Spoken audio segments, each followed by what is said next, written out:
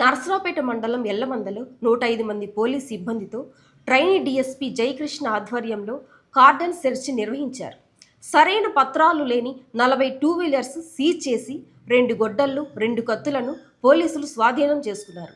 జలాశయాల ఈతకు వెళ్లి పిల్లలు దుర్ఘటనకు పాల్వటం చూస్తున్నామని, వేసవికాలం సెలవులు కాబట్టి పిల్లల తల్లిదండ్రులు అప్రమత్తంగా ఉండాలని ట్రైనీ డీఎస్పీ సూచించారు. పల్నాడు జిల్లా ఎస్పీ గారి ఆదేశాల మేరకు మన నర్సరావుపేట రూరల్ పోలీస్ స్టేషన్ పరిధిలో ఉన్న ఎల్లమంద గ్రామం నందు కార్డినెన్స్ సర్చ్ ఆపరేషన్ చేయడం జరిగింది. ఈ ఆపరేషన్లో సుమారు 105 మంది, ఒక 3 సిఐలు ఇంకా 11 మంది ఎస్ఐలతో కలిపి 105 మంది పోలీస్ బృందం కలిసి ఆపరేషన్ చేశాము. మొత్తం ఈ ఆపరేషన్లో ఒక 40 టూ-వీలర్స్ ఇంకా ఒక 2 కత్తులు 3 గొడ్డలు దొరకడం సీజ్ చేయడం జరిగింది. అవి దేనికోసం అయితే ఉపయోగిస్తున్నారో అవి తెలుసుకుని మళ్ళీ వాళ్ళకి ఇవ్వడం జరుగుతుంది. తర్వాత ఈ సందర్భంగా నేను ఈ గ్రామ ప్రజలకి ఏం చెప్పాలనుకుంటున్నానంటే, ఇక్కడ ఎల్లమంద జంక్షన్లో ఇది కాస్త యాక్సిడెంట్స్ అన్ని జరుగుతూ ఉంటాయి. సో అందరూ టూ-వీలర్స్ ఎప్పుడైతే వెళ్తున్నారో హెల్మెట్ ధరించి తప్పకుండా ప్రయాణం చేయాలని మా విజ్ఞప్తి.